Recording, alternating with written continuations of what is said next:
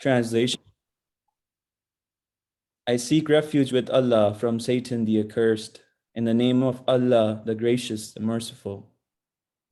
And but for the grace of Allah and His mercy upon you, and that Allah is compassionate and merciful, you would have been ruined. O ye who believe, follow not the footsteps of Satan. And whoso follows the footsteps of Satan should know that he surely enjoins indecency and manifest evil. And but for the grace of Allah and His mercy upon you, not one of you would ever be pure. But Allah purifies whom He pleases, and Allah is all-hearing, all-knowing. And let not persons of wealth and means among you swear that they will not give aught to the kindred and to the needy, and to those who have left their homes in the cause of Allah. Let them forgive and forbear. Do you not desire that Allah should forgive you? And Allah is most forgiving, merciful. Jazakumullah. Jazakallah. I'd like to request Naib Amir Sahib to lead us in dua and then give us opening remarks. Please join me in silent prayers. Bismillahir Rahmanir Rahim.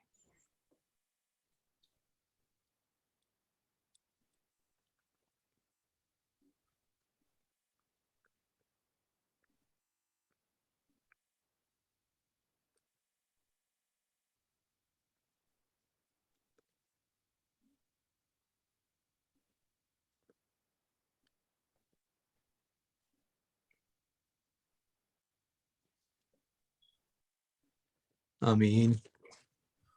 Jazakumullah everyone for joining in. As a quick reminder, this is our third webinar as a result of the Shura proposal regarding parenting, where the wording of the proposal was National Tarbiyat Department should conduct a series of webinars to educate members about Islamic parenting based on the guidance provided by Khulafa Ahmadiyyat. And then similar programs should then be conducted locally. Just so everyone can mark their calendars, we recognize people are busy. This program, inshallah, happens on the second Sunday of every month at 5 p.m. Eastern for 90-minute duration. That's our standard, inshallah ta'ala. Short of something extremely exceptional, you will not see us move that schedule around. So second Sunday of every month, 5 p.m. Eastern, 90-minute duration. Last quick point is the purpose, as you heard in the wording of Shura proposal, is for parents to become more aware of our responsibilities. And sometimes the discussion, naturally, we like to keep it a free-flowing program where you all have your input. But sometimes the direction can start going into, oh, what's wrong with our children? How do we fix the children? And I want to be very clear and honest, that's not our focus. Our focus, driven by taqwa, is how do we fix ourselves as parents? What is it that I am not doing right? So just want to make sure that our presenters, moderators may move the discussion back to refocus. So that's by design. And with that, I'm going to hand it over to Rabbi Tariq Naseem Sahib. Jazakallah, Naib Amir Sahib. Like you said, I don't think there's a conversation that takes place where amongst parents where they're not worried about what they can do better to manage, whether it be screens, social media. There's a lot out there. There's a lot going on. So with that being said, I think we'll try to get into a good deep discussion about this. I'm going to ask Najib Bhai to break down the ground rules for us, and then we'll take it forward to the panelists and see what they have to say. And Jazakallah Rabbi Sahib. So as Rabbi Sahib has mentioned, inshallah, we'll keep the session as always, as interactive as our beloved viewers have become accustomed to seeing. But as per usual, inshallah, we'll start with those questions that were pre-submitted. All the membership had the opportunity to submit their questions to the National Tarbiyat Department. So we'll start with those questions to our esteemed panelists. After that, inshallah, we'll get to some questions that you can ask verbally via the raise hand feature. And again, to see that option, you'll look at the bottom left-hand side of your screen. There has been an update to Zoom, so some people on their screens are seeing it in a different place. So if you don't see the raise hand feature on the bottom left-hand side of your screen, look at a reactions panel on the bottom right-hand side of your screen, and the raise hand option should be there. Otherwise, when we call on you, you can unmute yourself and ask your question verbally. If for whatever reason you would prefer not to ask your question verbally, you can send it via the Q&A box and we'll try to get to it. But again, our preference are on those questions that are submitted or asked locally. With regards to those questions, I just want to emphasize again that alhamdulillah, we're joined by many hundreds of our brothers and sisters every month. So we would like to emphasize a 30-second limit for all those questions. If you can keep them concise, I'm not saying leave anything out, but keep it concise so we can get to as many as possible.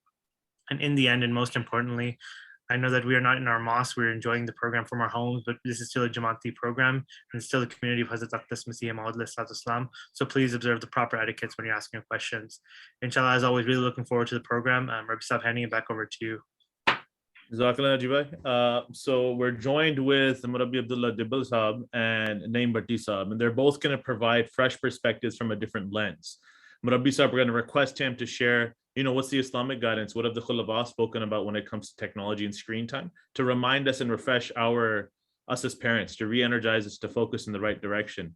And Naeem Bhai is a parent of 4, so he's been dealing with this. I think he has kids and he'll share it himself at different ages. So what is he doing in his own home? We wanted to get a really practical hands-on experience of, as opposed to just walking away with really tall standards, just what can you do? What can I do practically?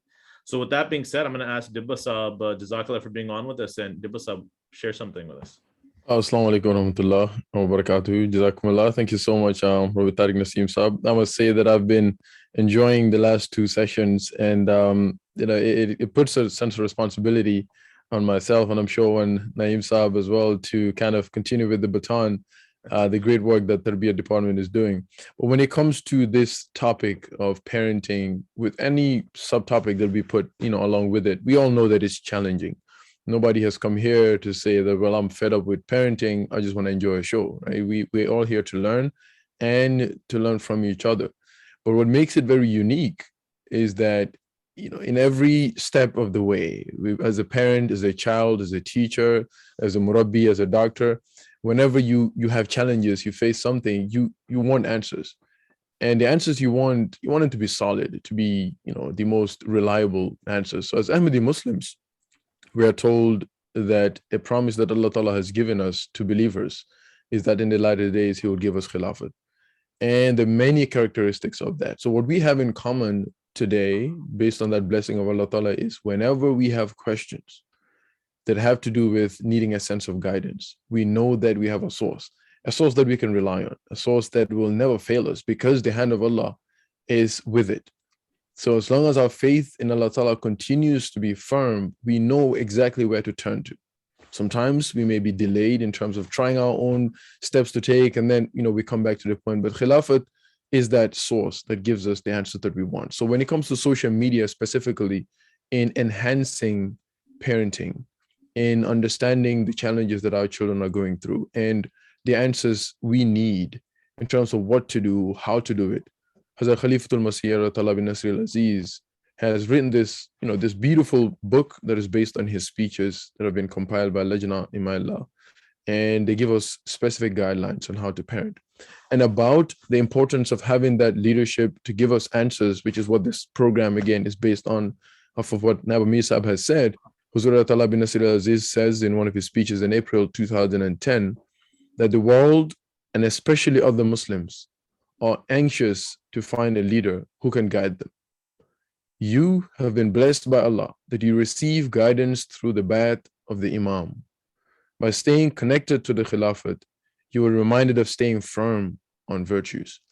So everything that we do as believers is to try to enhance that motivation so that we can do virtuous deed and stay away from things that will distract us from what the goal is. So inshallah, we'll look at specific guidelines that Khulafa have given us to ease parenting for us that we all know is challenging, and specifically about social media, very specific practical steps that Huzur Talab bin Nasir al-Aziz has guided us to follow and our children to also follow, just so that we'll stay on path and be following that path that we took from the Imam of the age. Jazakallah, Dibbasa, appreciate that. Naeem Bhai, I know you got kids of your own. If you want to give some perspective of what you're doing in your own home, following what you've heard from Huzur, and what have you found? So if you could just share some perspective there. Assalamu alaikum. Sure. There's some theoretical things. There are, 2 things that, we keep in mind theoretically that helps guide our actions. One, reading the work of Hazrat Ammajan as well as Hazrat Khalifatul Masih Sani Rizal Ta'ala Anhu. There's this theme throughout that. There's a mindset that families can rely on. The more I read about that, the more I realized there's this underlying mindset of train your children, trust your children, give them rope, and provide them with feedback. And that was everywhere I looked. I read Way of the Seekers, really any khutbah. And that really helps guide our family in the nitty gritty of what we do and what we set up as a framework. The other thing I want to mention that's more of the theoretical part of this is this idea of social security. This is not the check that you get when you retire. Social security is a concept of how do we make our children comfortable in their skins? How can they be a rock in the stream rather than a lump of mud that just gets washed away? There's a famous psychiatrist that maybe some people in the psychiatry circles have heard about, and I'm going to just quote him. His name is Dr. Donald Winnicott. He was born in, I think, the 1890s and passed in 1970. He speaks about the role of a father. Since I'm a father, not a mother, I can relate to that a little bit more. So I'm going to share this for the fathers that are listening. A father is valuable in different ways. A father is needed at home to help mother feel well in her body and happy in her mind. A child is very sensitive to the relationship between the parents. If all goes well off stage, so to speak, the child's the first one to appreciate it. They show this appreciation by finding life easier. It's just easier. By being more contented and easier to train. This is what a child perceives as social security. So in my home, how do we add to our children's social security? To be very honest, I hadn't thought of this until this last weekend, but it's just things that just happen in our house. Well, I meet and greet my children every morning at Fajr. Are we perfect? No, there are lapses that happen. And we end our days with Isha. So my littlest one gets put to bed at 8 o'clock, the 6-year-old. And, after Isha, she's barely able to keep her eye open. And that's the last time that she's going to see me until the morning, or in her mother.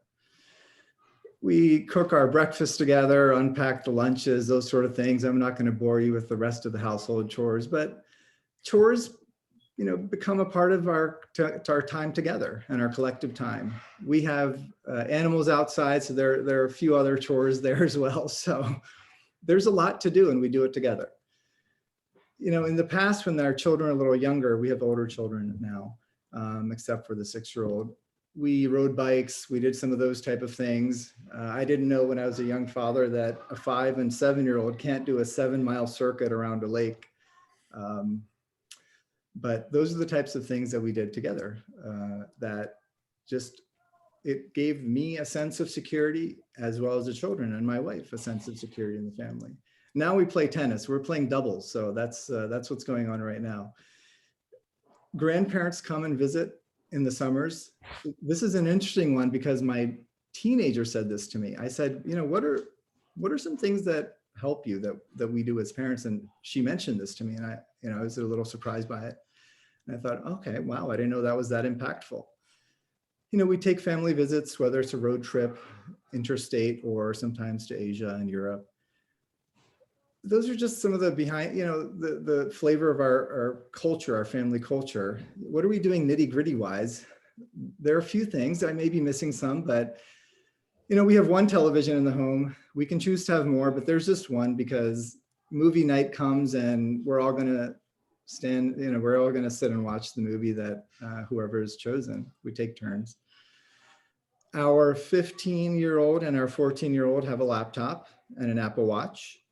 There are iPads in the home. There are phones. My wife and I, there are phones available to the children. These devices live on the kitchen shelf. There aren't any devices in the bedrooms. My wife and I have to have an exception because we're both on call at times, so we need the phone there. I would prefer it not ring at night, but unfortunately it does. Our kids' homework room, the monitors are all visible to the other children in the room, to us if we're walking by. It's just an open feel. It's very easy. The people who've come and visited my home, they just know that that's the setup. Our children's devices have a little bit of an oversight app called FamiSafe installed. And to be honest, I haven't reviewed this app in a month. My wife reviews it from time to time. It's more of a historical record if we sit down and just scroll through it to see how things are going. Are they going as they appear, or is there something that needs our attention? There's app level control with this device, as well as reviewing what your children are browsing. So there's some supervision that can be given. We don't want to restrict. We really want to teach rather than restrict. Going back to the train your children, give them trust, then give them rope, and then provide the feedback. That's really helped us a lot without having to overly micromanage and restrict their activity and sort of, put out the fire. We want to try to prevent the fire. Those are some of the nitty gritty. If you ask me for hard and fast rules, I would say we have 2 hard and fast rules in our house. One is no video games and television on school nights. Maybe that's a little too harsh, but my wife is pretty adamant about that. And the other is a bedtime. Our youngest one goes to bed at 8 and our oldest 9:30 or so. And that's about it. After that, the rules come as they're needed. Very good. I appreciate that. I got a text right now from someone as well. Can you repeat the app that you said, Fanny what? Oh, there are a few competitors. FamiSafe is one. And the second one that's really good, I forget the name of the, you can Google some of these. What was the one that you mentioned, Dr. Naseem Saab? Yeah. There was one I was talking to you about. One. Well, anyway, we use the one that's called FamiSafe because it works better on Apple iOS devices. Got it. So I think I just saw someone put it in the chat. People are asking, so it's put in the group there. It's called FamiSafe. Inshallah, as we get more into the nitty gritty, we'll share other ones that we have as well. It's called FamiSafe Parental Control App. Jazakallah, Naeem Saab. I really appreciate that. For now, what we're going to do is we're going to look in the questions that were sent to us before.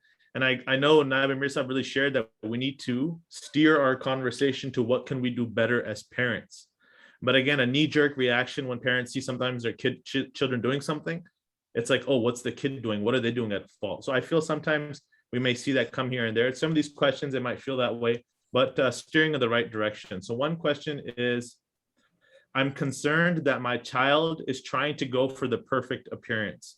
I feel like she's influenced by these filters on social media photos. What can I do to help her? Rabbi Dibasa, what do you think? So if someone's really caught up in the pictures and the scene and get caught up in these filters, I think it was funny. I was reading, it was on the news before. I think that on Snapchat, what's happening with all these filters, there's something where it's happening. It's called a filter dysmorphia. I was talking to a psychiatrist. I don't know if I use the right terminology, but they said that people don't even feel secure in taking their own pictures and leaving them candid unless they've kind of beautified it. So with that being doing, it's a very real issue. What do you think, Dibasa? Yeah, the Khalifatul Masih Aziz has talked about this relationship between children and parents.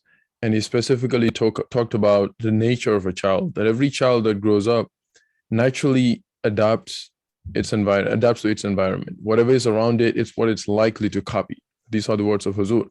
So what relies on the parents as a responsibility is when the child is still within your control, when the child is not exposed to the outside environment yet, what you do, again, these words is what you do is what is going to influence the child. The relationship between the mother and the father, the child observes that. The way of dressing of the mother, the little girl observes that.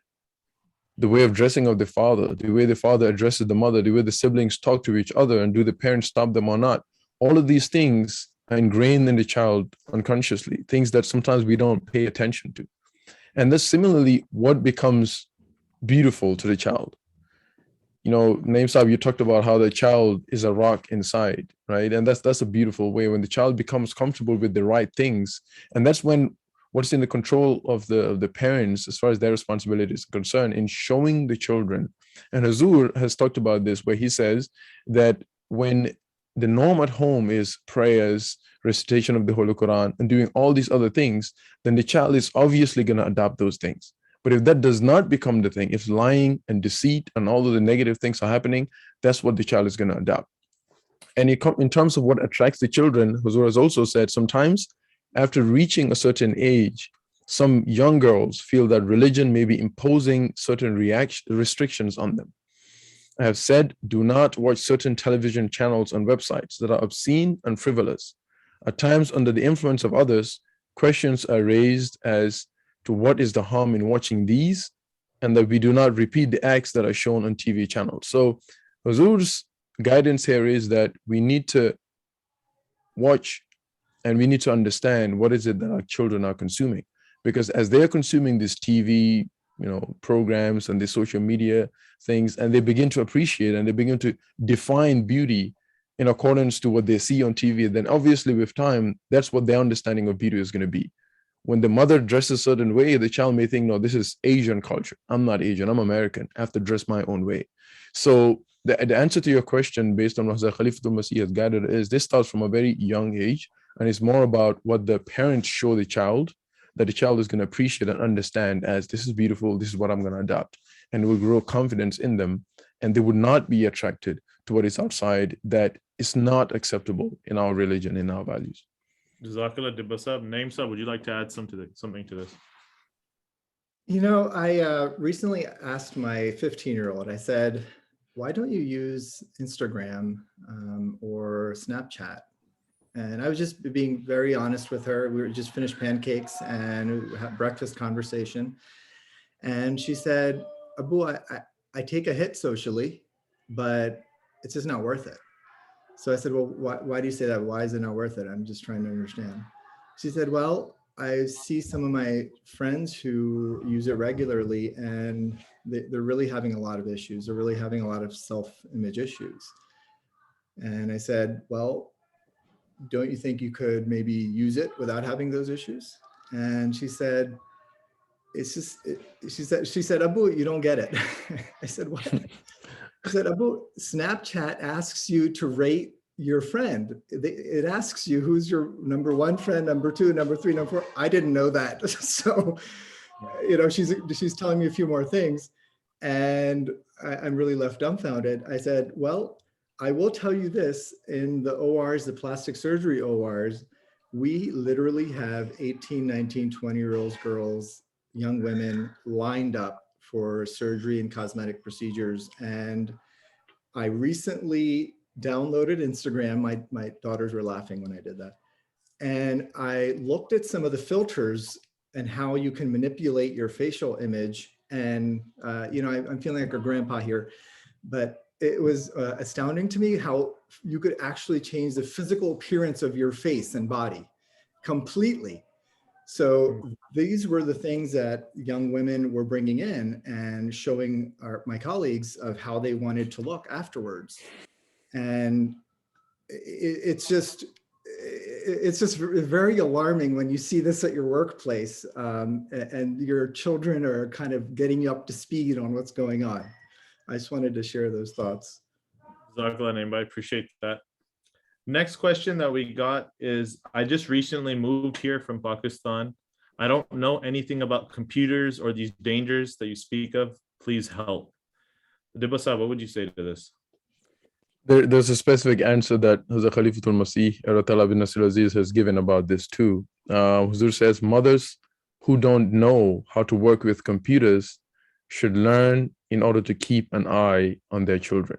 So what Huzur is telling you as a parent, if you don't know, is that you should learn so that you can also keep an eye on your children. Like Naeem Saab was saying, I'm not saying every parent should go and download Instagram, but when he downloaded it, when his daughter told him that you don't get it, maybe you took that too literally, Naeem Saab, and you're trying to get it. But what Huzur here is saying directly to you is that you should learn. But of course, as we are learning how to use those computers, it's not only children that can get caught up in the dangers of it as well.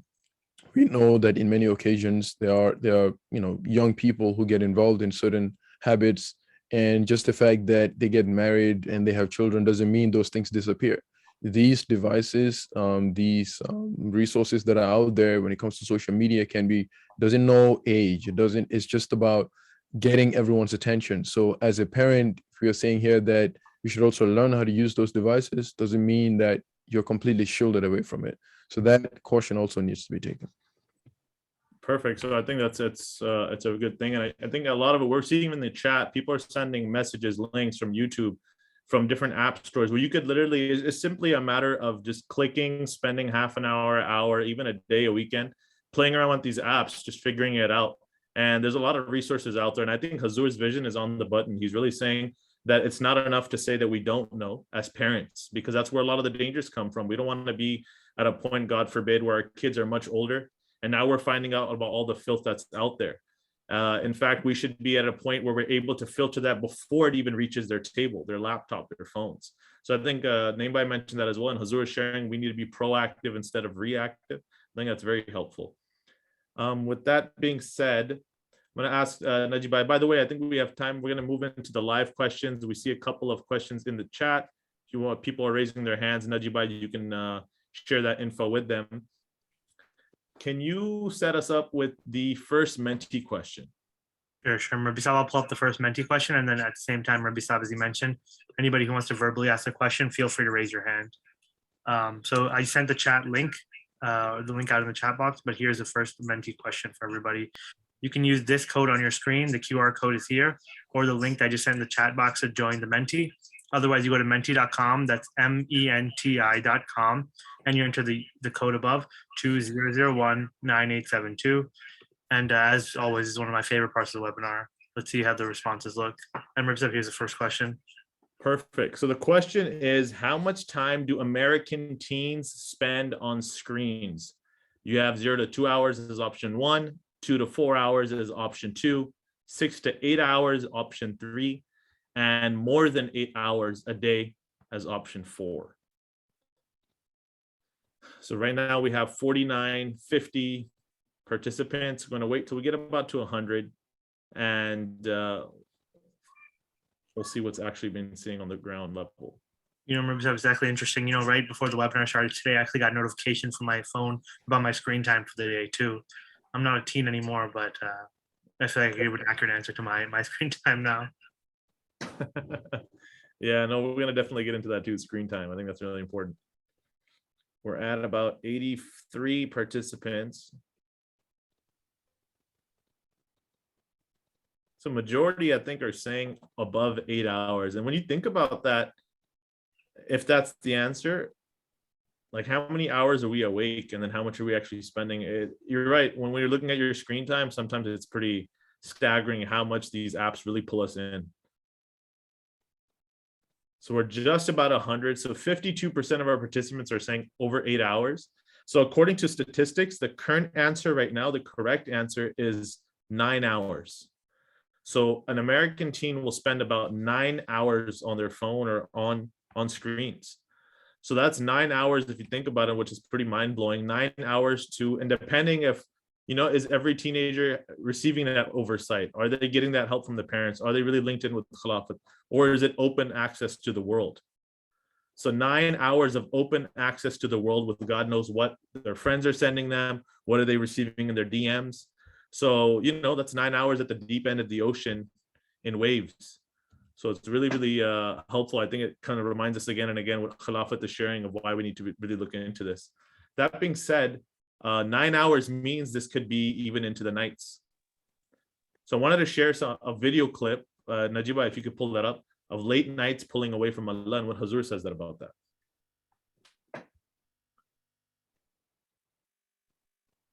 अक्सर घरों के जायजे ले लें, बड़े से लेकर छोटे तक सुबह फजर की नमाज इसलिए वक्त पर नहीं पढ़ते कि रात देर तक या तो टीवी देखते रहे या इंटरनेट पर बैठे रहे, अपने प्रोग्राम देखते रहे।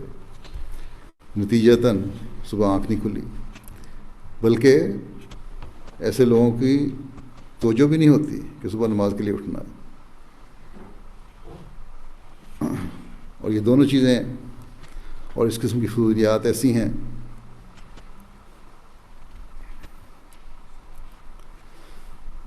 कि सिर्फ एक आध दफ़ा आपकी नमाजें ज़ाया नहीं करती ये चीज़ें, बल्कि जिनको आदत पड़ जाए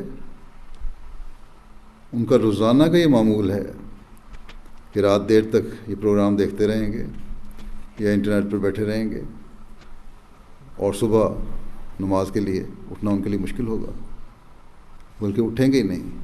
बल्कि बाद ऐसे भी हैं जो अहमियत ही कोई नहीं देते नमाज को। So I think it's really important to note, Hazur is even mentioning how at a basic level, it's pulling us away from Allah Ta'ala at such a big force, right? Where some people might even been saying this and, it's what's the big deal?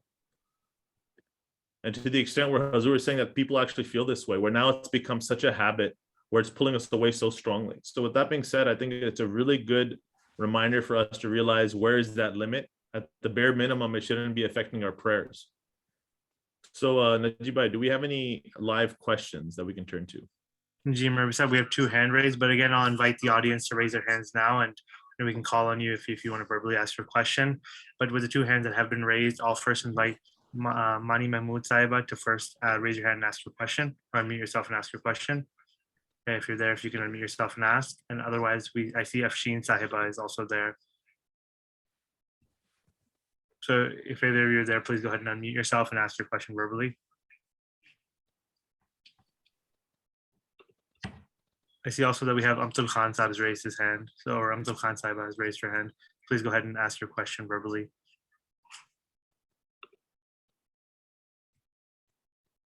Assalamualaikum.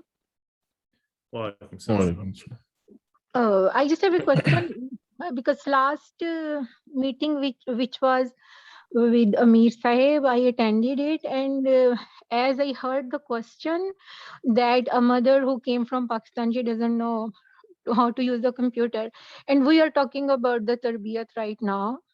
I have an humble request, as when we have our Amir Sahib, he is translating Urdu and English at the same time. And this is why the number of according to my own, this is my own opinion, that too many people do not come on the Zoom because there are mothers who do not know English. And if you have the facility at the same time to translate something for them, that they should also understand. So it will make the number of the attendants more higher. And if they want to train their own kids according to this society and American and Western culture, that will help them. That's it. This is what I want to say. Thank you so much. Jazakallah. Naib Amir Sahib, what's the saying here? Jazakallah for the comment, and I'll translate my comment quickly. Inshallah ta'ala, we are planning to start holding some Urdu only sessions for such families, because if we start translating, then I think the principle of justice then requires us to translate in other languages as well. What about our Ahmadis who may be from other countries? They may be in smaller numbers, but the character of a community is determined by how you treat the minorities. And as Ahmadis, I think nobody knows that better than us. So very quickly in Urdu, Inshallah Ta'ala, हम अपने ऐसे बहन भाइयों के लिए जो अंग्रेजी नहीं समझते, हम कोशिश करेंगे कि, बल्कि हम कर रहे हैं, जल्द ही हम इसी तरह के प्रोग्राम उर्दू ज़ुबान में शुरू करेंगे, ताकि पूरे का पूरा प्रोग्राम आप उर्दू में समझ भी सकें और आपको सारे हक़ाइक़ मिल सकें। अगर हम एक ही प्रोग्राम में उसको ट्रांसलेट करते जाएंगे तो फिर कई दफ़ा ये सवाल उठता है कि बहुत से हमारे जो बहन भाई दूसरे ममालिक से हैं, कि उनकी तादाद कम हो, उनके लिए ट्रांसलेशंस कैसे की जाएं, हो सकता है उनको भी अंग्रेजी समझना आती हो। तो सिर्फ इस वजह से, लेकिन इंशाल्लाह ताला आपकी राय अहम है, हम उर्दू में प्रोग्राम शुरू करेंगे। Jazakallah. Jazakallah, Naib Amir Sahib. So real quickly, some of them that came anonymously in the chat box. One question that came is, Japanese animation is so popular with teens these days. So I'm referring to anime. Often the dress of females and violence can be inappropriate for our children. have this concern? Do you have this concern with our children? So Dibba Saba, what would you say? You know, we're not here to discuss specifically what which show or which program, you know, is to be watched or is not to be watched. There are specific instances where Hazrat Khalifatul Masih has given guidance on things like Facebook, which Huzur has highlighted the harms that it has. He gives specific examples of how these things were abused, and some members of the Jamaat have even been harmed. And he talked about the intentions of the person that made Facebook, which are not in line, you know, with the teachings of Islam. So he told Ahmadis to avoid it. He talked about Fortnite, for example, and how kids are exposed to it, and it became a trend. There's money involved. There's buying, you know, different costumes and stuff that have cost parents a lot of money, and kids get addicted to it. But in generally speaking, every parent, it then becomes your responsibility when you are monitoring what your child is doing, when you're sitting with your children, when they're comfortable with, I mean, sharing with you what they're watching, what they're learning from it, having discussions. It should be open. If they're not able to do that, then that's something that should be alarming. If you see something that has vulgar language, Huzur specifically mentioned that no show whatsoever should have any vulgar language. And Huzur, in fact, directed this to parents, that sometimes when parents think that, you know, since the child is not watching this, it's okay for me as a parent to watch something that has bad language in it, there's violence, it's not going to do anything to me. That in itself, Huzur says, has an influence on the children. So if we straighten our acts and we as parents don't watch any of these programs that have this bad language or bad way of dressing, then we can influence our children to avoid them. So if the show already has these things that you know that is going to have a bad influence on the child, then it's about time for you to, you know, control that and explain why is it that you're controlling it and why you disagree with them watching that program. Jazakallah Dibba Sab. I'll get to the next question. Namebai, would you like to add anything to that? You know, it's not just anime. There are just benign cartoons that when my children would watch that, you know, there's some concerning things that we just take the opportunity to point it out. There are completely benign little cartoons where the way of speaking between two characters just outside of our family's values, or the dress of some of the characters outside of the family's values. And we mentioned that. And there are some things that we've asked the children to step away from. They haven't complained too much because there haven't been many. And when movies are concerned, children pick the movies for our family nights. We've had to fast forward through some things. I've never had to turn off a movie. There's only one movie I've ever had to turn off. It was Karate Kid, of all movies. Others, you know, you can get through some of those inappropriate things and still be able to watch a movie. Typically selection is helpful. So the kids, I think they just learn from us of, you know, where the rules are and where the boundaries are and what's just not worth it, what's not fun. Appreciate that, Namebai. Let me just, matter of fact, I believe we have, like to get to the Najibai, to the next mentee questions, because there's a question here that I'll just address, and I'd like to hear from the audience. Is there a recommended age to allow a child to have their own phone? So I believe we have something going along those lines. Before we get to that, you can go to the one before, Najibai. I think there was a question right before it. So now the question is, how much time do adults spend on their screens? So I think Naib Mirza pointed out very well, this is about, for all of us, right? Parenting, we're in the hot seat and Allah Ta'ala help us, but it was a good insight of where we may stand as parents. So I'll just wait till we get a little bit more participation, 80 plus, and then inshallah we'll look into the correct answer.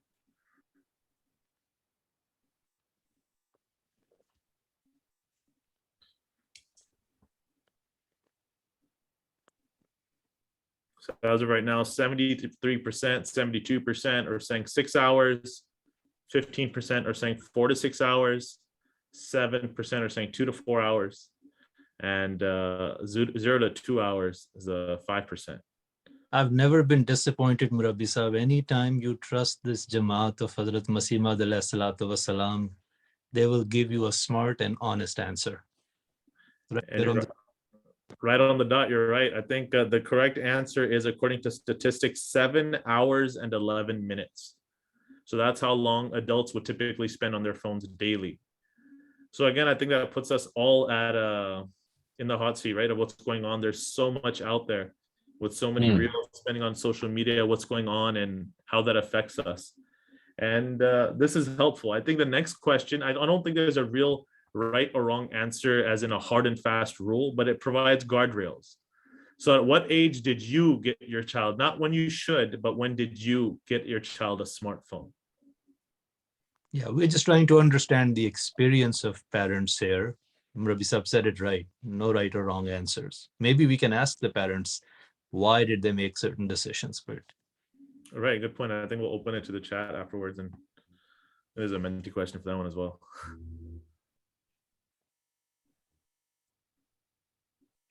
So majority. Interesting. So there is a percentage of 5 to 8 years old, and 10% 8 to 12 years old, 44% 12 to 15, and 44% after 15 years old. So I think, again, I'm seeing it here and there in the chat group as well. There's questions being sent at what age. I don't think there's a definable hard and fast rule that really is a choice at a local level for you to make as parents. But what needs to be sent is not necessarily when they get their phones, but how are they using their phones once they have them. You know, you can give your phone to a 15-year-old and feel good, and we could feel good that we gave it to them quite late. But if they're openly access to a way where they might be getting into digger deeper trenches, that might get difficult just because that's 15. That could still be a problem. So it really matters about how that's happening.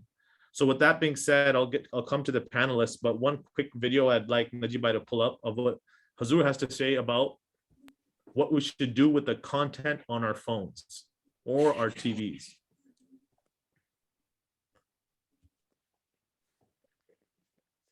इसके अलावा भी ज़हनों को जहरीला करने के लिए internet पे बहुत सारे प्रोग्राम हैं, टीवी पे बेहयाई के बहुत सारे प्रोग्राम हैं, चैनल ऐसे वालिदैन को भी ब्लॉक करके रखने चाहिए जो बच्चों के ज़हनों पे गंदे असर डालते हैं। ऐसे चैनल मुस्तकिल लॉक होने चाहिए, और जब बच्चे टीवी देख रहे हों, 1-2 घंटे जितना भी देखना है टीवी देख रहे हैं, देखें बेशक बच्चियाँ, लेकिन पाक साफ ड्रामे या कार्टून अगर देख रहे हैं तो वो अगर गलत प्रोग्राम देखे जा रहे हैं तो माँ बाप की भी जिम्मेदारी है, और 12-13 साल की उम्र की बच्चियां जो हैं उनको भी होश की उम्र होती है, उनकी जिम्मेदारी भी है कि इससे बचें। आप अहमदी हैं और अहमदी का किरदार ऐसा होना चाहिए जो एक निराला और अनोखा किरदार हो, पता लगे कि ये अहमदी बच्ची है। So with that being said, I'll look at a couple of questions that we are receiving. So my child is playing way too many games and has become his life. It's become his complete life. I feel so helpless. What can I do? So again, I know there's a lot of really tough questions, and I don't think there's an immediate answer that can cover it all. But Dibasab, what would you advise over here? You know, something that was addressed earlier about spending time with the children or what children find fun in. The child is going to find fun in something. The child is going to be attracted to something.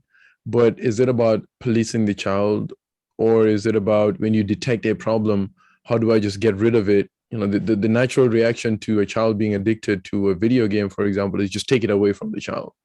But then what happens when you take that away from the child? It's just a matter of time before they pick up something else. Which again they're going to get addicted to over time. So again, these are the steps that we need to take as parents in circumstances like this. Have to be a continuous commitment, right? If the screen time that we spend on our phones, an average as an adult in America is over 7 hours and some minutes, that tells us right there that there is a huge problem. It's about what time we are not spending with the children that led to that. So once the damage is already done, and we know that the solution to that is building that relationship with your children, as Khalifatul Masih has said, that the children should become your friends. How would you befriend your child? And when you're befriending your child and the child wants something, the child needs something, sometimes you fall under the pressure. of giving it to the child. Whether the child gets angry, we say, just give him this device. Or you take something away, he enjoys that game, the child gets angry, and you know that I shouldn't give this to the child, but then we fall into the demand of the children. Emotionally, we get blackmailed sometimes. And Hazur has talked about this, that when something is clearly against the teachings of Islam or our values, and the children are attracted to it, what then should we do? And Hazur's words are that sometimes one's children go against the word of God, which is a type of shirk, that is associating partners with Allah. Disobeying a clear commandment of Allah the Exalted, so that one may agree with the demands of the children, is a covert shirk. Such matters make one forget Allah the Exalted. Some people have distanced themselves from Ahmadiyyat because of their children. When excessive love for children and freedom given to children make the children leave the faith, the parents themselves left the faith. So this can go to the extreme because of the love and the affection we have for our children. When we take certain disciplinary actions which are necessary and the child gets hurt, we get pressured to just step back and leave it. But as parents, sometimes we may have to make those tough decisions, which may not be the most comfortable, but we have to intervene, take those smart steps, and slowly and gradually, with prayers and effort, befriend our children and try to start scratch again. But I'll tell you one thing, it is going to take time, because addiction to the devices, to social media, is a thing that gets diagnosed now. And you need to get that help as soon as possible to wean that child off of those devices. Jazakallah Dibasab. Named by the next question I'd like your help on is that I haven't noticed that many parents don't know that there are age limits on games / movies or shows. Can you shed some light on how we can find the age limit of these things, and how do you manage this in your own homes? There's some agreements. There's a COPA online, I think, act that prevents under 13 use of certain things on social media. As far as video games and those sort of things go, we have a pretty simple stance, because I can't keep ahead of all these video games. So our children have a Nintendo set that they can play local multiplayer games with. That means my child sitting with another child, or me, or whoever comes to our house, playing a video game in front of them. Online gaming is just such a tricky thing that we don't allow our children to do that. My son's been very creative. He'll call his cousin in the United Kingdom and say, hey, get on, we can play together. So there are ways that you can allow your children to enjoy video games, have fun with it, without really going down this slippery slope. If I have to look up the age restriction, in my mind, it raises a red flag. I have had my son ask me, there are a few things that my friends are playing, can we play? One was Roblox, and I said, sure, let's look at it. So we looked at Roblox. We were playing online, seemed pretty benign, seemed like sort of a retro type games, and he started playing. Later on, I come to find that Roblox is extremely addicting. So, we both had we looked it up and we had to talk about it. And he said, yeah, this is really fun to play. I get why it's addicting. And I learned something there. He learned something there. He hasn't played it since, but those are just the things that are going to happen in a normal, parent-child relationship. And I think those conversations and looking at what kind of games your kids are playing are really the crux of it, rather than some of these metrics to figure out which ones are above 17 or, not rated, or those sort of things. Perfect. Jazakallah. One comment over here. It's interesting. I think it'll help us really realize that what's being said here. I think none of us are highlighting, or even when we look at the Khalifa's guidance, that technology isn't useful or social media isn't useful. However, there's a side that we need to be able to manage. So I think one of the comments I want to read from one of the viewers is, I in fact remember hearing this as well, so I think it was pretty helpful, that Assalamu alaikum. One thing that helped me realize what social media is that I was listening to this podcast about parenting and technology, and the clinical psychologist compared getting a phone for a child the same as getting a driver's license. When your child is ready to learn to drive, there are certain steps that you need to take in order for your child to be able to get that license. There are certain driving hours they have to do. They need to give a test for a permit. And in between all of these steps, you're guiding them on the safety of driving. In this same way, a parent should also approach getting a phone the same way. It's not you just hand a 4-year-old when they're going out to restaurants or something, and now they're just completely at the mercy of it. but there should be guardrails there as well. And I think it's really powerful. If you think about it, we'll never give our kids, a 6-year-old, the keys to our car and say, hey, look, can you go grab milk? We forgot it. But sometimes it can happen where a 6-year-old is given a phone without anything being happening, and it's just completely left to the mercy of the phone. So I think that was a really good analysis given there, and how we should approach phones as something extremely useful. No one says driving isn't useful, but it would be really unwise to give a 6-year-old your car keys and let him go somewhere. So that being said, I think that was really something I wanted to cover.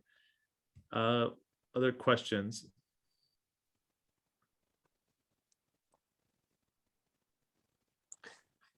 So Ravi Sahib, I have a comment here which I thought would be interesting, and it's many parents feel that way, that despite their desire to spend more time with the children, they just don't have time. That's a very common question. You know, how do you spend more time? And I just want to acknowledge the question. Maybe we should have a full program on that question, because I think it's very deep. I don't think there is a simple answer, but I'll at least try to give you how we feel the understanding of Islam Ahmadiyyat is, that at the end, we have to figure it out ourselves. Some families I completely understand. Some people are under huge trials, and may Allah help them, and we need to pray for them. We cannot be judgmental and just apply one formula on everyone. But a lot of us are living beyond our means. That's the reality. It's very hard to accept. And that's why I said, it does not apply on everyone. So everyone, all of us have to really ask our own heart. Because if I'm living beyond my means, if I'm trying to keep up with the Joneses, then I'm applying pressure on my own life. This is America. Everyone can find a job. Everyone's time is worth some dollars. And once we stretch our expenses beyond a certain limit, then we've given up that freedom that we came to America for. The modern slavery in America is economic slavery, because they'll just start sending you these 10 different bills and payments every month. Now you have a house that's bigger than what you could afford. You have a car that you couldn't afford, or I couldn't afford. It applies to all of us. And before we know it, we are working to pay those bills, which are to sustain a lifestyle that is beyond my means. And now I'm saying, how do I spend time with my children? And respected Amir Saab said it in a Jalsa speech. We all have to ask ourselves, am I here to make dollars and save dollars, or am I here to save my children? Sounds very, very difficult. I know it's a bitter pill to swallow, but we have to start having those discussions. And I'll close this comment with a very important point. And I understand this is why people do it, because society appreciates it, because people will look at your watch and say, wow, what a great watch, or, what beautiful jewelry you're wearing. We give these false feedbacks to each other, but know one thing, that when we live within our means, our Khalifa is standing by our side. I've always thought of that. I don't care about what else in my social environment. People may like it or not like it. But when I live within my means and I spend time with my children and I'm able to make my financial sacrifices, I know for sure that talk of social acceptance, my Khalifa is standing on. He appreciates that. And who do we care more? These false friends, the Facebook friends around us, who are going to give you a like for that purchase, but you're the one spending 8 more hours every day to pay for whatever that fakery is. But I think this is a very difficult, I just wanted to acknowledge the comment. It's very, very real. Some exceptions apply. But for most of us, it's really a discussion between parents. Once again, between husband and wife. What do I truly value more? I will drive an old car, but you please stay home from tomorrow. Those are the conversations. Back to you, Ravi Sahib. Jazakallah and Amir Sahib. I think at the same time, we heard from Hazur very clearly that the poison that we can find on our phones or on TV or online, there needs to be a way of mitigating that. We need to learn or adapt. And I think like it's simple YouTube. It really is. It's sometimes just spending that time, and there are other resources available. So with that being said, I wanted to play a quick video. It's actually just it's an instructional video. How to start on that guidance given to us by Hazur. So I'm gonna request how to set up parental controls on an iPhone.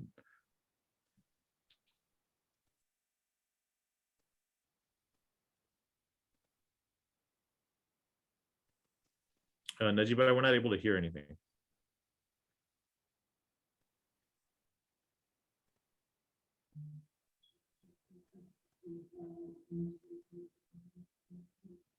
Maybe try the next video. Sure, let me try the next one.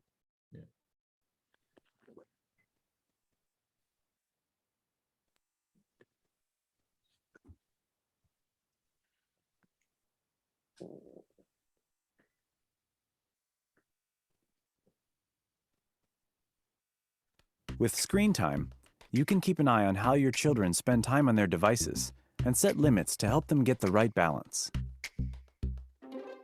To set up screen time on your child's device, they need to have their own Apple ID. And you both need to be part of the same family group in family sharing. You also need to turn on screen time on your child's device, which you can do from your iPhone or iPad. Then, add a screen time passcode to access certain features. This passcode should be different from your main device passcode. Check the links in the description if you need help getting set up. Ready? We'll show you how to review your child's device use, add app limits, and schedule downtime. Let's start by looking at how your child uses their device. On your device, open Settings and tap Screen Time. And then tap your child's name. Here, you'll see their weekly activity summary. Tap See All Activity to learn more. Like which apps they use the most, how many times they pick up their device, and which apps are sending the most notifications. You can view these stats based on a full week or just focus on today. Want to limit how much time your child spends in certain apps? You can set time limits on individual apps or on app categories like games. To do this, tap App Limits. Tap Add Limit. Then enter your screen time passcode if prompted. Now, select the app category you'd like to limit. Or tap a category and select apps to set individual limits. Then tap Next. From here, set a daily time limit.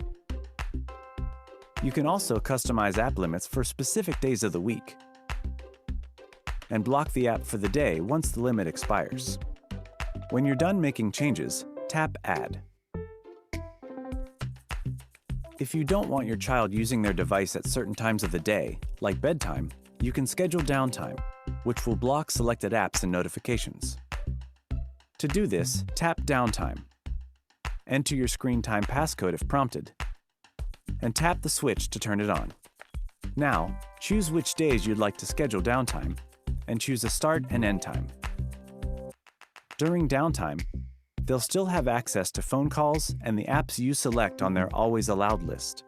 You can edit this list anytime back in Screen Time settings. When they've reached the limit, this screen will appear and block them from using the app. Your child will have the option to ask for more time,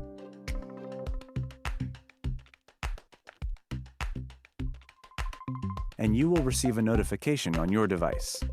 To let them use the app a little longer, swipe down on the notification and extend their time, or tap Don't Approve to keep the app blocked.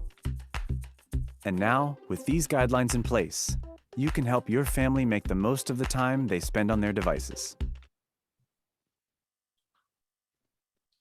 So I know that's for Apple specifically. There's also a video that covers Google and what they do. I'm going to ask, I believe Adnan, but he's already posted that into the group chat as well. So these are different methods. These are different ways that you simply YouTube and you're able to follow what Khalifatul Masih has shared. Dibba Sab, I wanted to come to you. There was a quick comment made when this video was shared that this video goes against trusting your child. So how would you, what would you say to that, Dibba Sab? I don't think it's mistrust. If you have a conversation with your child about it, if the child understands that this is being done, you're not just policing them just because you don't trust them. But there are limits to everything. Again, a lot of this has to do with the relationship with the child. If I don't have any sort of relationship with my child and I just see this, watch this video today, and I just put it on their device, tomorrow they see it, they will be disappointed. And guess what? The same way that I've learned it in 2 minutes, they'll probably learn some way of bypassing it if they really want to do it. So you don't want it to be a sort of a competition. Who knows this device more? Because I can guarantee you one thing, this webinar is not going to give you tips on how to, block your kids out every month. This is not going to be the platform. So you want to have that relationship, and it can be very tough. Tariq, so we all know sometimes when you stop your child from doing something they enjoy, like being on the game, and you're on the device yourself. The child has come downstairs from their room. They now want to play with you, but there's no common ground. There's nothing that you do with your child that you both enjoy. This can be really, really tough. If you try too hard, it makes it very bad for them as an experience. Or if they enjoy something that you don't, or you're not used to playing with them, this can really, really be tough. The how is also very important, not just wanting to spend time with them. So a lot of time has to be invested in this. You have to build that trust. You have to make them understand that this has to be done. I trust you, yes, but we have to do this. One of the ways that we have to do. That's what I would say personally. That is not not trusting them. It's principles that you need to have in your household. Not just give them too much leeway. There needs to be control. They need to know that you're in charge. Because I read this book, Collapse of Parenting. Is written by a psychologist. I extremely enjoyed reading the book, and it talks about how parenting in America has collapsed in the past couple of decades, and kids have literally taken the role of parents, where parents pretty much get bullied emotionally or the other. And parents have really changed their tone in the way they speak to their kids, or who is really in charge of situations. And I highly agree with that. So it's written by Dr. Leonard Sachs, the Collapse of Parenting, and he does discuss this too. Jazakallah Dibba Sab, Namepai, if you'd like to add on, what do you feel, if you're, like you said, it's only happened a couple of times, but with this concept of against trusting your children, it infringes on what they feel is like their freedom, or that's their property, that's my phone, why are you doing that? So this is tough, it's uncomfortable, but maybe you can share something as parents. What have you found helpful to carry those conversations? So, the trust issue is very important. And I'll go back to what I mentioned earlier, this concept in Hazrat Ahmad writings of train your children, then trust them, then give them a lot of rope. And then after that, you provide feedback. It's just over and over again. I'll give you an example with the trusting part. Okay. So, we have a lot of trees that fall. So I need a lot of help to chop it up and make rounds. I can't give my child the chainsaw, just like the analogy with the car. I just can't give them the chainsaw, help me out, and let's get this done. So what do? We get the protective gear on. We discuss which part of the chain you cannot have in the wood, or else it's going to kick back. How do you handle the torque of the limb? So we train them, we guide them, and is the chain sharp? There are a lot of things that go into before they get onto the first limbing and do a successful job. And as they're doing that, then you say, okay, your technique wasn't that strong. Your feet need to be firmly planted. Your arms should be a little bit out. So it's a process. And then you don't really have to be in a police state where it's a trust issue problem again. You want to approach it as here is this thing. Let me be your guide and helper, and let's see what your thoughts on this are, and guide that conversation. That's a conversation that we as parents want to be a part of. Appreciate that, Namepai. One comment here, I think I'll get the help of everyone on this one. I think it's important. Someone wrote saying, not all families are busy earning dollars. In some family, demands of Jamaat work are for both the mom and the dad. So this Jamaat work, quote unquote, takes us away from our kids. While Jamaat officials tell us you should uphold your pledge to sacrifice everything for faith, this demand also needs to be acknowledged. If all families work for Jamaat, a few ones would not be burdened alone. So I think I've heard this conversations in a couple of households as well, where Jamaat work, it's kind of used and there's a neglect on children. Nabi Mirsab, can you share something here? I appreciate the comment, and I'll actually appreciate more if people said it out loud as well, because that way it's even more understanding as to where they're coming from. I will simply say the same thing, that when you balance your Jamaat work with your own children, tarbiyat, your Khalifa is standing on your side. You're making the right choice. If you just watch This Week with Hazur, the most current edition, Hazur was saying that first take care of your own children before you go and try to change the world. Just this last segment, just 2 days ago. And the whole deen Islam is, you do farz before you do nafal. Alhamdulillah, I've served Jamaat here in US for nearly 25 years. There may be people on this call who worked with me.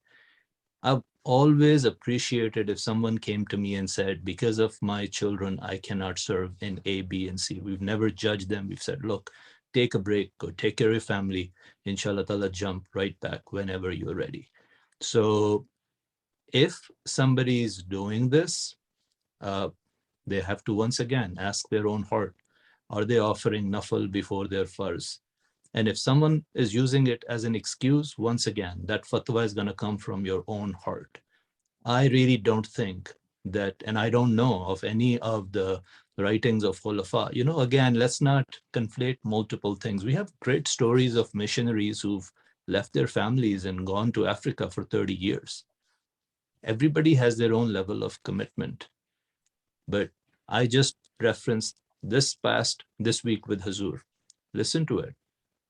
And if you're still not convinced, I would say write to Amir Saab, write to your Sadr, write to your superior official. Tell them that your children are being neglected as a result of this, and see what they say. I appreciate these are the exact real conversations we need to have, because our priorities have to be clear. We cannot be moving in two boats at the same time. And by the way, if any of our answers are not satisfactory, come right back at us. But we should be aligned with what Quran, Sunnah, and the direction of the Khalifatul Masih is. Back to you, Rabbi Sahib. Jazakallah, Nabi Mirsab. Received a comment actually directly from a guide in one of the Jamaats recently, and he said that we should cover this. And I thought this is a good point. I think Basab, if you could help us out. We understand the concept of ghaze basar, or covering, or lowering your gaze. That's part of parda number one. Number one point of parda is on men, then it's on women. When you look in the Holy Quran at the commandment, lowering of the gaze, it comes on men first. So when we're out and about, lowering of the gaze is natural. You're outside, you see people around you, you do a little bit more. But when you're on your screens alone, does the ghaze basar apply there as well? Basab, if you could share something here. Yes, absolutely. And Huzur talks about this as well when he talks about the devices and how much control we need to have. And if you talk about being a righteous person, a muttaqi, in Surah Al-Baqarah, the first attribute, the first characteristic of a muttaqi, a righteous person, is the one who believes in the unseen. And Hazrat Muslim who has given two broad interpretations or translations of what believing in the unseen means. First of all, we all know that, as believers believe in certain things that cannot be seen with the naked eye. God himself, the angels and revelation and stuff like that, they cannot be seen, but they still believe in them. Hazrat Muslim who gives an interesting translation of also that righteous people believe even if they're in a state of not being seen by others. Because they understand that Allah Almighty is seeing me, that is enough. So in every situation that they're in, whatever it is that they're doing, whatever it is that they're involved in, they have this conviction in them that I believe even in the time, even in a condition of being unseen. And as a Khalifatul Masih bin Nasir Aziz talking about the usage of these devices under such circumstances says that the fornication of the mind and the eyes is real. And gradually, this behavior leads to actual sin. So when we see things that are bad, or we hear things that are bad, or we're in an environment that's bad, whatever we are experiencing individually, Huzur says, is actually fornication of the eyes. And this is real. And this behavior leads to actual sin. So things like pornography, for example, just being exposed to it doesn't just stop there. It leads to other actions that are related to it, and it exposes people to more and more things, which is why the Holy Quran's instruction about fornication is La taqrabu zina, do not get close to fornication. And that is every action, every environment, every deed, every exposure that you have that can lead you to that should be avoided. And that includes, of course, the eye being such an important part of our body and the things that we see. Perfect. Jazakallah Dibasab. I think that was something one of our local guys, he was sharing too. For online, our kids, our youth, even for ourselves, it's a really important reminder, because when we're on our phones by ourselves, people tend to act as they are truly inside without pressure of everyone looking at you. So at that time, Ghazi Basar is not less important. It's actually more important, because you're now completely at the mercy of your screen. So appreciate that, Dibasab. One more comment over here that I think if we can get the help of our panelists, I think it's been covered as well. Playing with kids does not only apply to dads. When it comes to the mom, they have many excuses. I believe both need to spare time for playing with children. Name by, what would you say about this? I'm sorry, your audio cut off the last 5 seconds of it. Playing with kids does not only apply to dads. When it comes to the moms, they have many excuses. I believe both of them need to spare time for this. Yeah, and piggybacking on top of what Naib Amir Saab was saying, there's just not enough hours in the day. And, some folks are struggling and other folks are busy.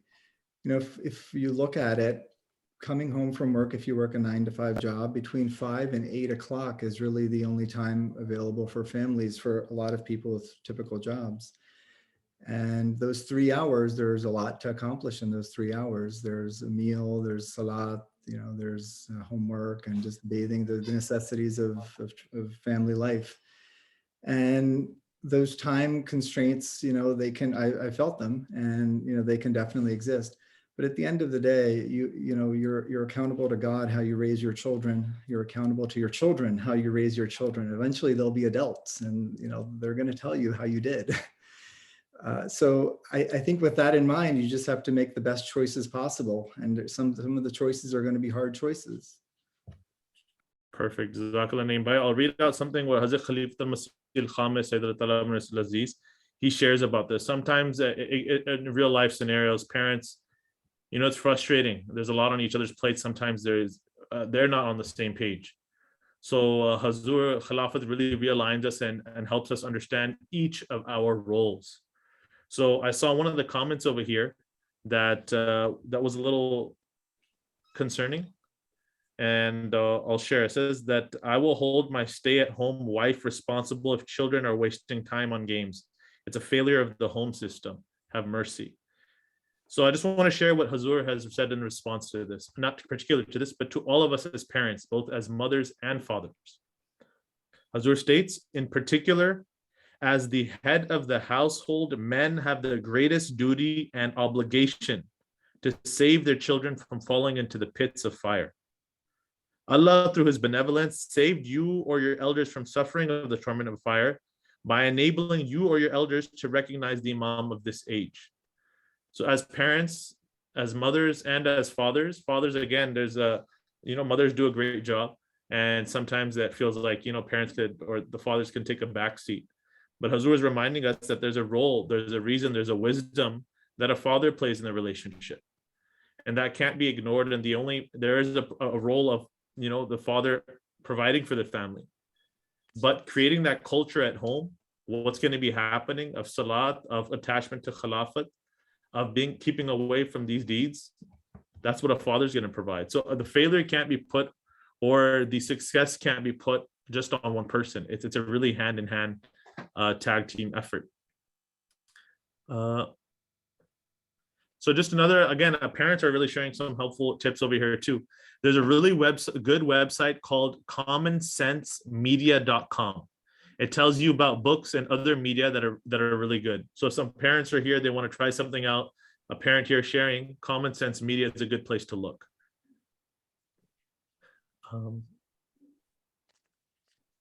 Over here, quickly, if we can get into the 2 final Menti questions, Najib bhai. And this is where we ask the audience, there's a lot of parents here who have created gems when it comes to their children. So a lot of you can share advice, and we'd like to leverage that. So the next Menti question is going to be seeking advice from you that we all learn from each other.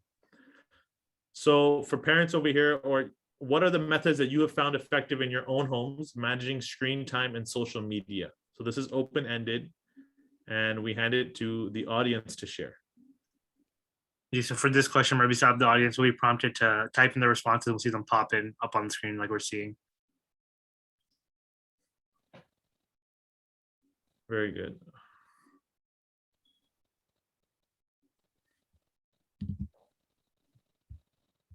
So spending time outdoors, yeah, that's a good way. You kind of allocate time for managing the social media, how much time we're going to spend, taking the phones away. Load up the kids' schedule with a lot of important stuff. Watch MTA together, play tennis, put your kids in activities like sports. No phones in bedrooms, just deposit it in the kitchen at night. Reading the Quran, yoga, sharing Hazur's advice on setting a good example. Sitting with your kids and talking. Connection with the masjid, family activities that are outdoors, hands-on, go camping, go on a walk, stop wasting time, board games, outdoors, exercise together, having a rule of no phones when spending time together. Realize that social media is useless. That's helped me shift away from it. Turn the Wi-Fi off at home after 10 p.m. Take them out more, taking them to the mosque from an early age and making it fun. I think that's really important because the children will grow to love the masjid.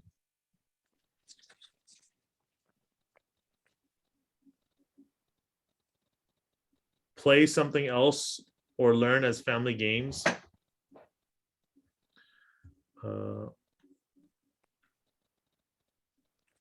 Break up time with Salat. Say it again. Break up time with Salat. Very good.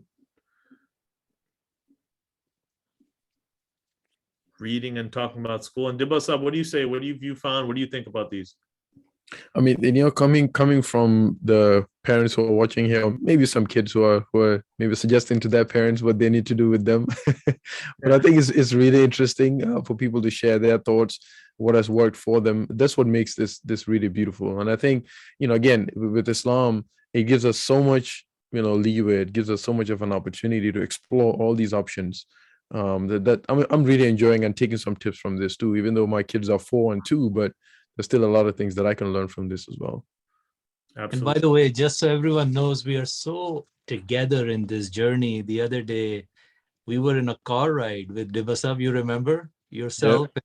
And Naseem Saab. And I was quite surprised that being a missionary, his children were very young, but he was extremely worried about raising children in this environment. So let's stop pretending that some of us are immune to this. No one is immune to it. We all have the same challenges. We need to pray for each other and with kindness, compassion, continue to open dialogue and learn from each other. Jazakallah and Mirsab. So on that point, prayer. So Hazrat Khalifatul Masih al-Khamis, he's actually allocated a prayer for protection against wrong worldly, bad worldly entertainment, the things that are out there. So there's a specific prayer of the Holy Prophet ﷺ. I'd like for Najibai to play that video clip, and we'd like to kind of use that prayer at the end. Again, these are all different tips. Namebai shared something amazing. Dibasab shared something amazing. At the end, these are only things where we're tying the knee. The trust in Allah, the prayers are what need to be a priority. Then all of these things will take efforts. They will bring fruition.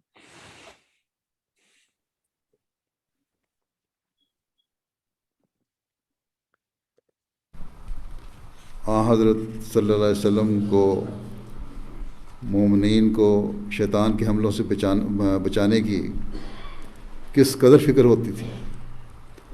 आप सल्लल्लाहु अलैहि वसल्लम किस तरह अपने सहाबा को शैतान से बचने की दुआएं सिखाते थे और कैसी जामे दुआएं सिखाते थे। इसका एक सहाबी ने यूँ बयान फरमाया है कि आप सल्लल्लाहु अलैहि वसल्लम ने हमें ये दुआ सिखाई कि ए अल्लाह हमारे दिलों में मोहब्बत पैदा कर दे, हमारी इस्लाह कर दे और हमें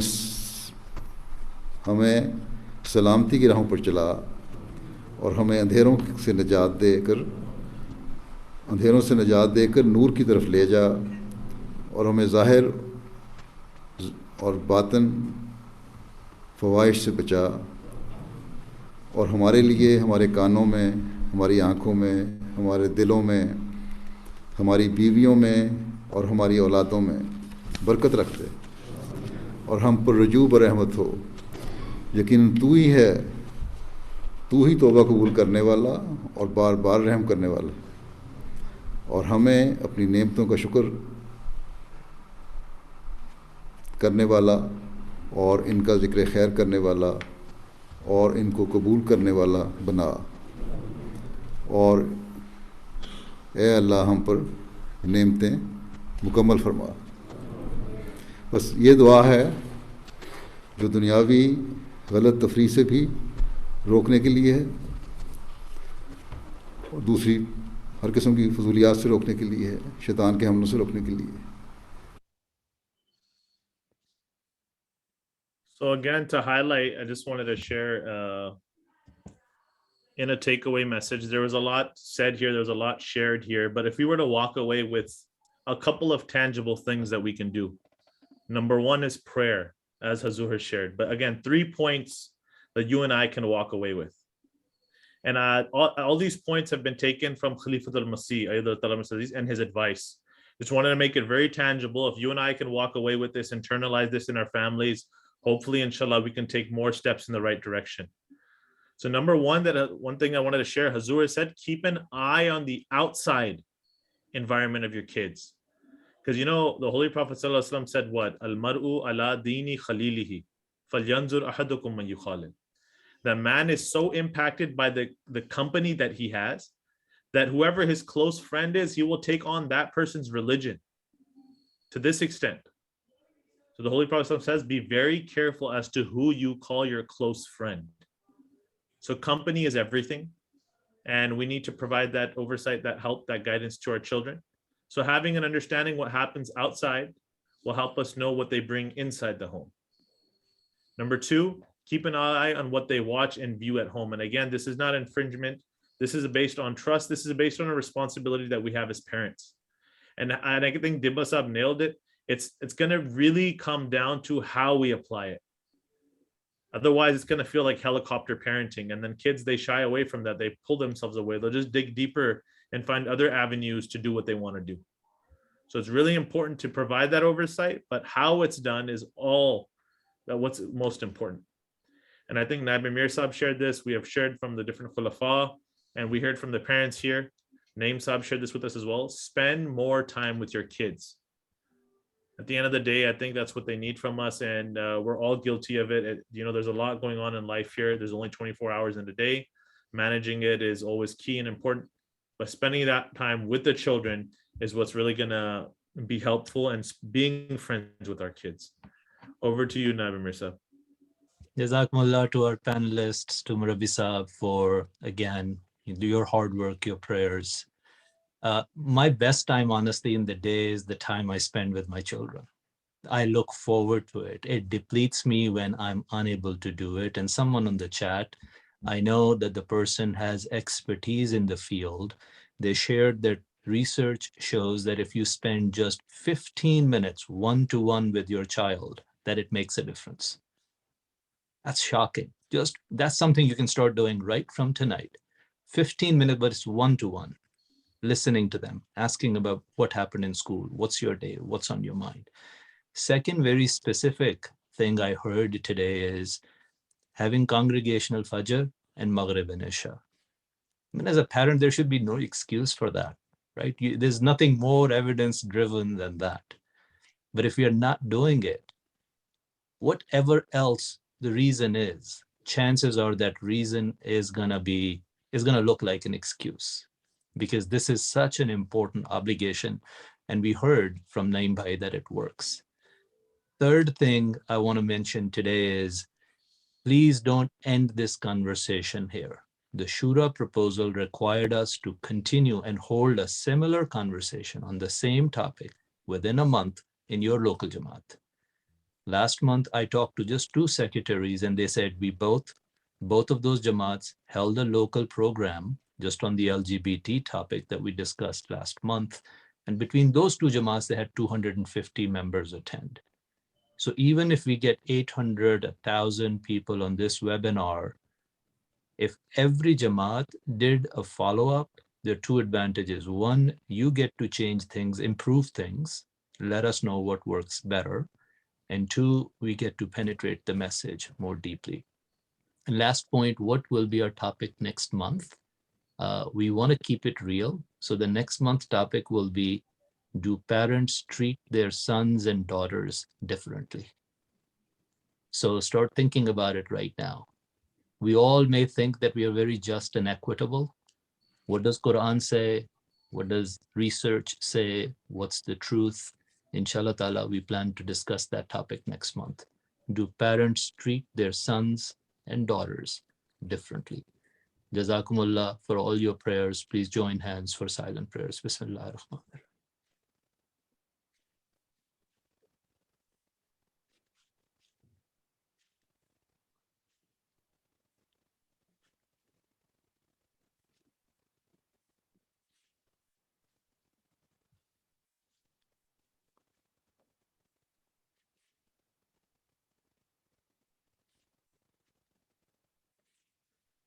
Ameen. Assalamu alaikum wa rahmatullahi wa barakatuh.